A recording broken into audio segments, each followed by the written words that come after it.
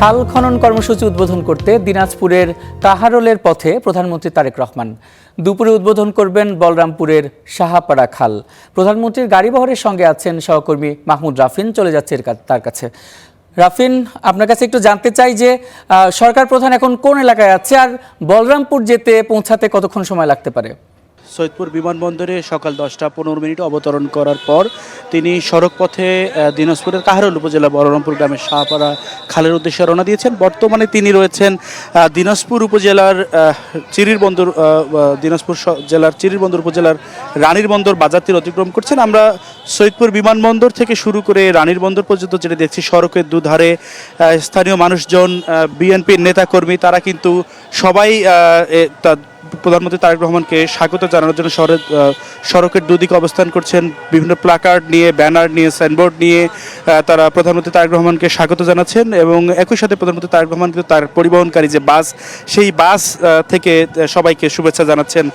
মূলত আজকে দেশব্যাপী নদী, খাল, জলাশয় এবং জলাধার খনন পুনঃখনন প্রকল্পের আওতায় দিনাজপুরের কাহারোল উপজেলার সাহাপাড়া খালের খনন কর্মসূচি তিনি উদ্বোধন করবেন এবং এর মধ্য দিয়ে এই কর্মসূচি উদ্বোধন হবে এবং একই সাথে দেশের বাকি যে জেলাগুলো রয়েছে সেই জেলাগুলোতে খাল খনন কর্মসূচি শুরু হবে। মূলত এই খাল খনন কর্মসূচি উদ্বোধন করে সেখানে তিনি বক্তব্য রাখবেন। ছাগল উপহার দেওয়ার যে প্রোগ্রাম সেটি রয়েছে এবং এটি শেষ করে দিনাজপুর সদরের শেখ ফরিদপুর কবরস্থানে তিনি যাবেন তার নানি, নানা, খালাসহ নিকটাত্মীয়র কবর জিয়ারত করতে এবং সেটি শেষ করে তিনি দিনাজপুরের গোরে শহীদ ময়দান, যেটি দিনাজপুর বড়বাট নামে পরিচিত, সেখানে সুধী সমাবেশে যোগদান করবেন এবং সেখানে সাথে দোয়া ইফতার মাহফিল অনুষ্ঠিত হবে। মূলত তারেক রহমানের এই সফরকে ঘিরে দিনাজপুর, নীলফামারী দুই জেলায় কিন্তু ব্যাপক নিরাপত্তা ব্যবস্থা নেওয়া হয়েছে।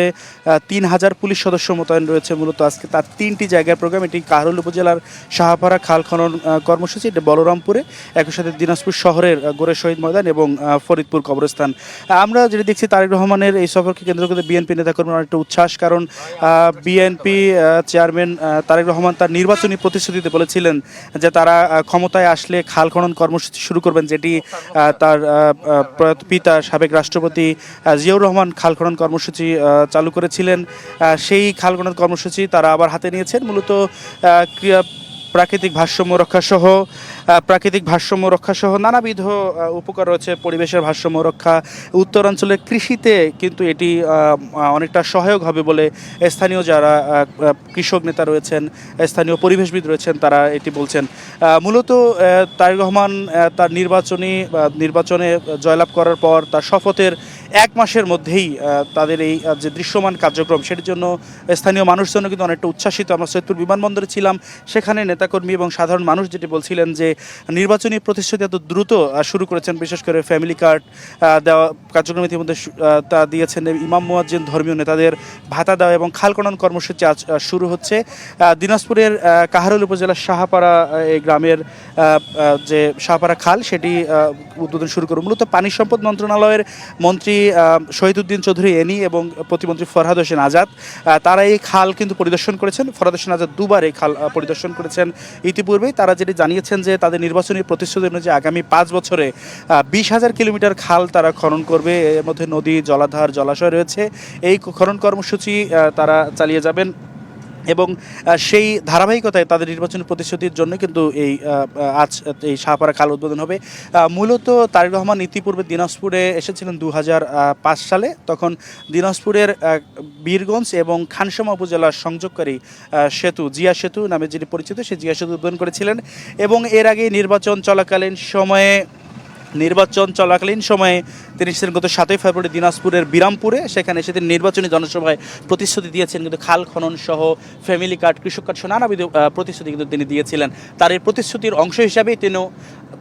অংশ হিসাবেই কিন্তু তিনি আজ দিনাজপুরের সাহাপাড়া খাল খনন কর্মসূচি যাচ্ছেন। দিনাজপুরের সাহাপাড়া খাল খনন কর্মসূচি শেষ করে তিনি যাবেন দিনাজপুরের খাল খনন কর্মসূচি শেষ করে তিনি যাবেন দিনাজপুর পৌরসভার যে ফরিদপুর কবরস্থান, সেই ফরিদপুর কবরস্থানে তিনি তার নানা, নানি এবং তার তার নানা নানি সহ তার নিকটাত্মীয়র কবরে তিনি কবর জিয়ারত করবেন, দোয়া করবেন এবং সেটি শেষ করে দিনাজপুরের গোরে শহীদ ময়দানে তিনি সুধী সমাবেশ এবং ইফতার এবং দোহা মাহফিল অংশগ্রহণ করবেন। আমরা যেতে চাই শাহপাড়া খাল খনন কর্মসূচি অনুষ্ঠানে রয়েছেন আমাদের সহকর্মী মোহাম্মদ জাকারিয়া। আমরা জাকারিয়ার কাছে যেতে চাই এবং জানতে চাই সেখানকার সর্বশেষ অবস্থা। সহকর্মী রাফিন বলছিলেন তিনি আছেন প্রধানমন্ত্রীর বহরে। কিছুক্ষণ আগেই প্রধানমন্ত্রী তারেক রহমান সৈয়দপুরে এসে পৌঁছেছেন এবং তিনি এই দিনাজপুরের কাহারুলের উদ্দেশ্যে রওনা হয়েছেন, রাফিন বলছিলেন। তো আমরা আসলে যেটি দেখাতে চাই আমাদের যারা দর্শক রয়েছেন তাদেরকে, আমরা শাহপাড়ার যে খাল খনন কর্মসূচির মধ্য দিয়ে বাংলাদেশে আজকে 53টি খাল খনন কর্মসূচি সারা দেশে উদ্বোধন করবেন প্রধানমন্ত্রী, ঠিক সেই জায়গাতেই আমরা রয়েছে।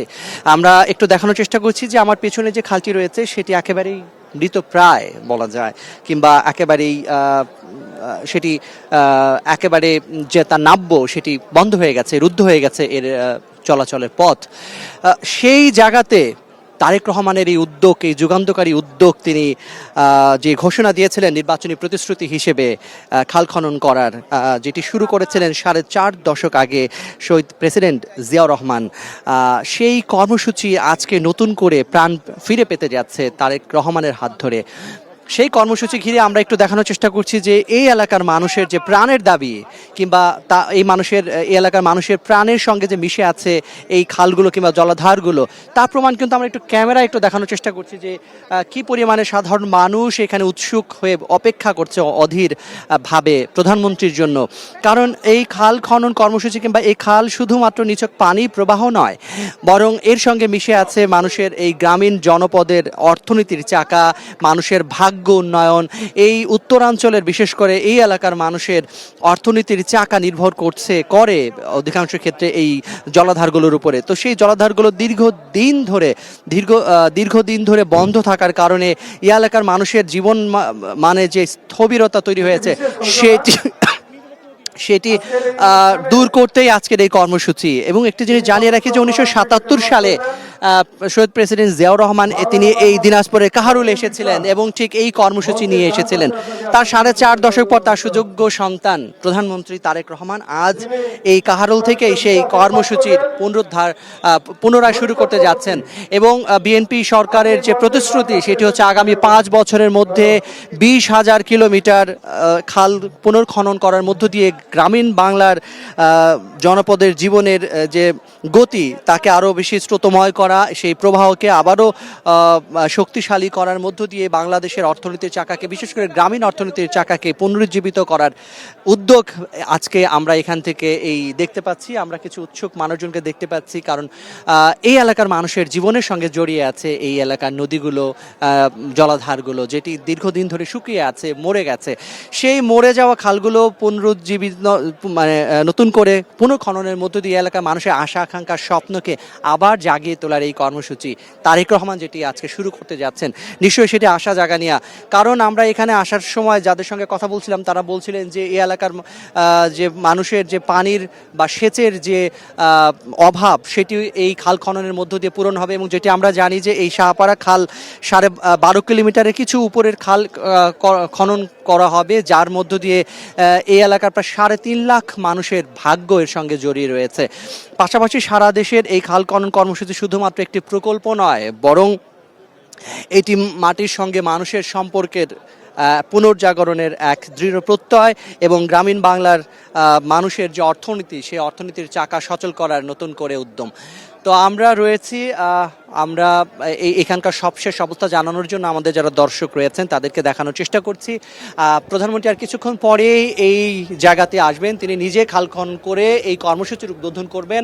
গ্রামীণ অর্থনীতির চাকা ঘোরানোর জন্য মাটি এবং মানুষের সম্পর্ককে আরও দৃঢ় করার যে কর্মসূচি, যে প্রতিশ্রুতি তিনি দিয়েছিলেন সরকার গঠনের 1 মাসের মধ্যে, সেই প্রতিশ্রুতি পূরণের জন্য প্রধানমন্ত্রী হিসেবে প্রথমবারের মতো ঢাকার বাইরে তার এই সফর নিঃসন্দেহে এই এলাকার মানুষের আশা আকাঙ্ক্ষার প্রতীক হিসেবে তারা মনে করছেন। আমরা রয়েছি, আপাতত স্টুডিওতে ফিরে যাচ্ছি। প্রধানমন্ত্রী আসলে আমরা এখানে চলে আসবো আমাদের দর্শকদেরকে সেই কর্মসূচি দেখানোর জন্য। চলে যাচ্ছি স্টুডিওতে ঢাকা। জাকারিয়া, আপনাকে অসংখ্য ধন্যবাদ। আপনি যেমনটা বলছিলেন যে যেমনটা প্রতিশ্রুতি ছিল 1 মাসের মাথায় সেগুলো পূরণ করছে, সেটা নিশ্চয়ই সুখকর খবর এবং খাল খনন কর্মসূচিটা সুষ্ঠুভাবে সম্পন্ন হোক সেটাই আমাদের প্রত্যাশা।